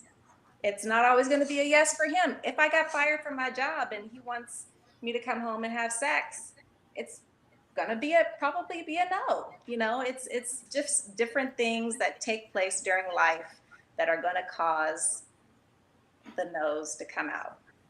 It's going to be a situation where, women are very emotional beings. I get caught up in my emotions. My sex is totally emotional for me, completely emotional. And so, if you want me to lay there and go at it, then if that's how you float your boat, then. But if you want me to be involved, if you want me to be enjoying myself and doing my best to please you too, I mean, there's just going to be, it's never going to be 100% yes all the time. Hell, what do you think? Thank you, ladies. We have an resounding no from the ladies that the body is not available to men on demand. Sir Hale, how do you feel? Give them the male perspective. It pains my heart to hear some of the things that I've heard from these beautiful women. My God, Pains Sir my Hale. heart. Pains my heart to hear some of the things I've heard tonight. But listen, I'm going to say this, and I'm going to lighten my voice because I don't want it to seem like I'm attacking the ladies, because I really care. But ladies, he shouldn't have to ask you. I think part of the issue that women have no idea is it's not that a man wants to have sex every time. He wants to know that you are as available to him, if not more, than you are for your career. And so often we have women who go to work on their periods, who go to work feeling emotionally vulnerable, who go to work Headache. feeling bad and sick. And you give the corporate office your very best self. You get up, you put your makeup on, you put your hair, you do your hair, you make sure you washed and you clean, you iron your clothes, car looks nice, you're ready to present. And you prepare for an 8-hour job that could fire you and let you go. But the man who has committed to you his life, who's willing to lay his life down at a moment's notice to protect you and the children, who has committed to provide and protect for you, to love you and be your life friend, he has to have some understanding while you give somebody who thinks that you're discardable the very best part of you. I think it's atrocious. And I hope that the ladies who are listening to this will put men in a perspective where they never have to question whether or not you're available to him. Because sometimes him knowing that you're available and that there's a part of your life and time reserved that can't nothing touched is sometimes all he needs to know. So he shouldn't have to worry about is it on demand. You should be throwing that love on him. Now, to be fair, I will say that men must love their wives and know who they're married to, and know her temperature, and know her emotional state as well. But I think particularly our Black women, we got it mixed up. We give our very best to the corporate office, and then ladies give your husbands the leftovers. And then when he cheats with a side piece who's ready on demand, then there's an issue. You can prevent that problem by putting yourself in a position to where he doesn't have to ask for it. But I don't think necessarily, like my husband doesn't need to ask me for sex. Doesn't need to ask me for sex. And furthermore too, I cannot be in the mood and he can change my whole outlook. He can change how I'm feeling just by how he's treating me. And like I said, sex is completely emotional for me. So if a man is, if my husband is serving me, that can change my whole attitude. It can change my whole day. It can change my whole mood. So it's not in the sense where, I am just unavailable, or he has to come and ask me for anything. That's not the issue. The issue is just there are times that it won't take place for whatever particular reason. Can I ask It's not something that's a daily thing. It doesn't have to be a daily thing. It doesn't have to be a regular thing. And like I said, sex should never be weaponized. But there will be times, and it doesn't have to do anything with work. It could be, where am I at spiritually? Where am I at emotionally? Where am I at physically? Those are different things that can alter or change the way one is sexually. Can I ask a question for the single ladies in the audience? Go ahead, Happy. To the married folks, listen. The weaponized word is the key word for me here, because here's my thing. Typically, the reason I would say no is because I'm not in the mood, right? I can't get there with you, whatever. Reason I can't get there with you usually has sometimes, let's talk about the times when it has to do with something you did. Maybe I've been asking you for a very long time to do something that you're just refusing to do, or you haven't done for whatever reason, or whatever the case may be. Or maybe today you done said some off the wall crazy shit that I'm just like, who are you and what are we doing here? And I'm just not there with you. So it's not the weapon. I want to talk about using it as a weapon, because Cheryl, you said very specifically it should never be weaponized ever. However, are there ever times where you've just had to say, like, you're not showing up for me in this relationship, in this marriage? Because we're talking about marriage. That's a whole different thing from just relationship. You're not showing up for me in this specific area, and it's really affecting my ability to show up for you in the ways that I know that are very important for you. Like, is that not a thing that happens in marriage? Like, we don't do that? For me, I equate that to what exactly what Cheryl was saying, was emotionally, I'm just not there right now, or for whatever reason got me like to a place where I don't really want to have sex right now, emotionally, mentally.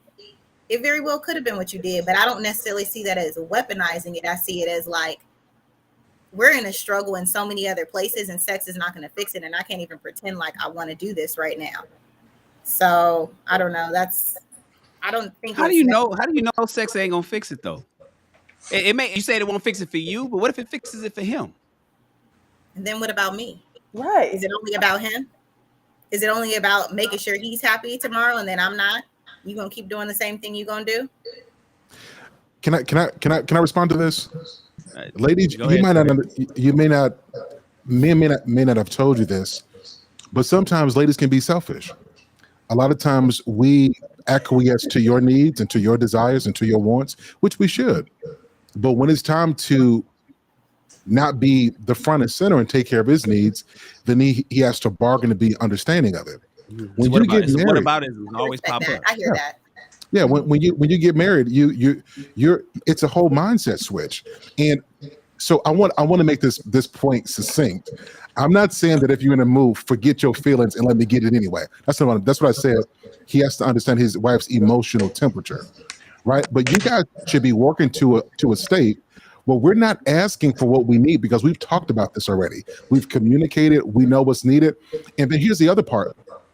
Where am I at in my physical life? If I'm in my 20s, you better be throwing that thing. Look, if I'm in my 20s, I don't want no problems. If I'm 35 years old, and depending on his testosterone level, if he's in the gym, he's going to be more sexual. If you commit to marrying a man, you have to factor in that need. And if you marry him knowing good and well that you can't fulfill that sexual need and you still go along with that anyway, that's selfish of you. So the point that I'm making is that if you're going to marry a man, know what his needs are, and show without there being any ambiguity that you are always available to him. And in turn, what he gives you is understanding, because men who love their wives, you won't have to say no. He'll know no, because that love and that communication is there. Real quick, because So oh, go ahead. Here's the other thing that we have. Uh-oh. Can y'all hear me? No, your mic is really. it's in and out. It's to the point where it's inaudible. We can't really understand you. Can y'all hear me now? No, it's still the same. We'll come back. We'll come back. Go ahead. Cheryl, you was gonna say something? So just looking at things biblically, I feel like the husband has a very big responsibility as far as being the leader to care for his wife. And in turn, because he has cared for her, she wants to do the same for him. In Genesis, God gave Adam the Garden of Eden to tend to. Before he had a wife, God showed him how to tend to the garden, to take care of it, to cultivate it. If at any point, if he didn't take care of the garden, plants would have died. It would not have been as beautiful if he had not put that time and attention and love and care into it. So after God showed him, taught him, instructed him how to care for the garden, he gave him Eve. And I feel like my belief is just as much as Adam was responsible to tend to and care for that garden and receive those benefits, the fruit that came from him tending to it and caring for it, if he puts that same energy and effort into his wife, he'll get all the fruit it is that he wants out of it. There's just a level of responsibility that a husband has as being the leader of the home to set a standard and to set a standard of care. And a woman, a wife, will naturally, a healthy woman and a healed woman will naturally fall into place and respond in turn. I believe that to be the case for a healthy and a healed woman dealing with a healthy and a healed man. So, can you guys hear me? Yes, go ahead. I was just about to say yes, Okay, Cheryl. great. I love what you said, Cheryl. I do. And healthy and a healed man, healthy and absolutely. I think that is paramount. But one of the things I wanted to contribute to the conversation, part of what Professor Sir Hale said, when you got married, you asked him to forsake all other women for the rest. And so to be in a position where you don't necessarily want it, are you open to having a conversation, to resolving the issue to get emotionally where you're willing to have it? But the issue is not one feed kind of every now and again, but if it starts to become a routine to an emotional issue is to shut down the sex, you are putting him in a position where he's going to find it from a person that is going to be able to him. Is it right? No, it's not right. And there is some work that he do in order to help maintain your emotional balance, right? There's an emotional divide and create a space for you to be able to do what you need to do to emote. Hey, having taken a vow that this man should forsake all other women to make it go down in the bedroom, because there are two things that a man needs in his wife. That is respect and sex. You cannot feed that sex with him every night. Trust me, sis. Sex is powerful in a physical standpoint, but sex communicates some things to men that your actions do not communicate to him. And so we have to find a way in man, if necessary, to maintain emotional balance so that sex will never be compromised. Removing sex from the table as punishment for things like, I asked you to do this 2 weeks ago, and because you didn't do it, I'm in my feelings, and now I'm not having sex with you. That's weaponizing sex. Anytime you remove sex as a form of punishment, it's weaponizing it. And we've got to figure out a way to have the conversations that are necessary to keep the love flowing. Continue going. All right, I'm like. Go ahead, Sir Hale. Now, I don't normally do this, but I got to pull out the clap. That was hot. So sorry. That was good. That was real good. I like that. Again. I'm gonna get professional. So I want to say this, and I'm toning it down because I don't want to seem like I'm disagreeing wholeheartedly. But a lot of times we use that scripture of Adam in a poetic way to tailor it to he did X, Y, and Z, and therefore because he did X, Y, and Z, now he gets. If you really look at the story, which I'm sure those of us who looked at Genesis, you're absolutely correct in that Adam had a lot of work to do. He named the animals and took care of the vegetation, tilled it, and so on and so forth. He was made to do a job, but the wife was made for him.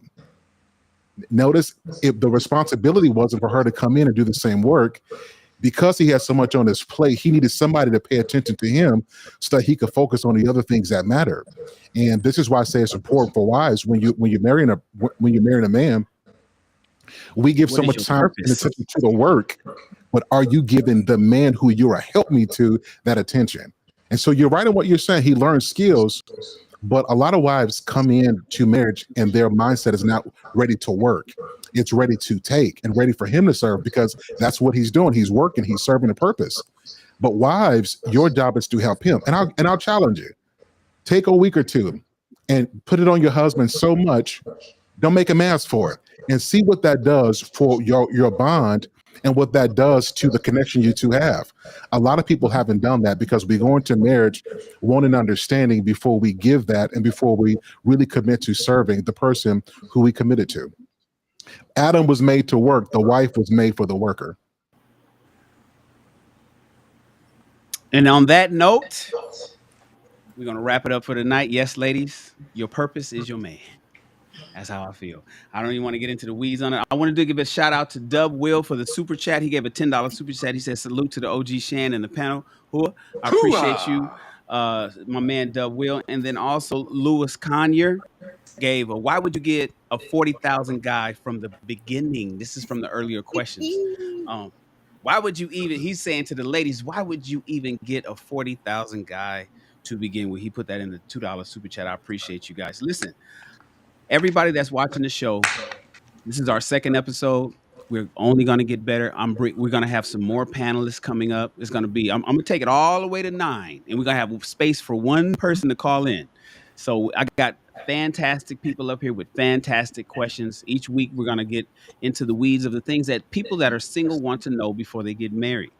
I hope everybody has learned something. Ladies, listen, don't just plan your wedding.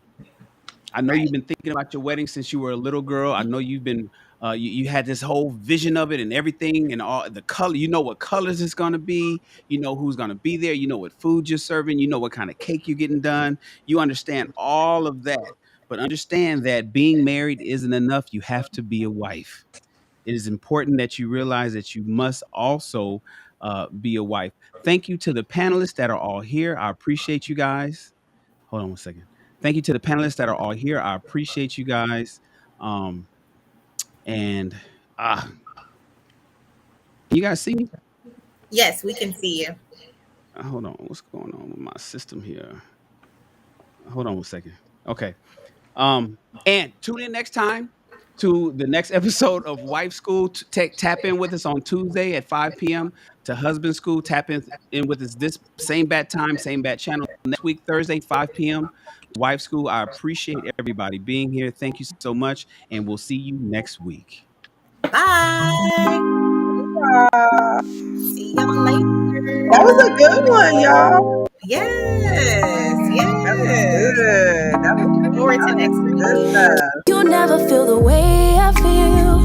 You don't know if my love is real. Baby, listen to me, here's the deal. When you're not here, Kelly, I'm we got to not get you a the mic. I'm needing a doctor, babe. We gonna get you a mic, Kelly. In a bed for days.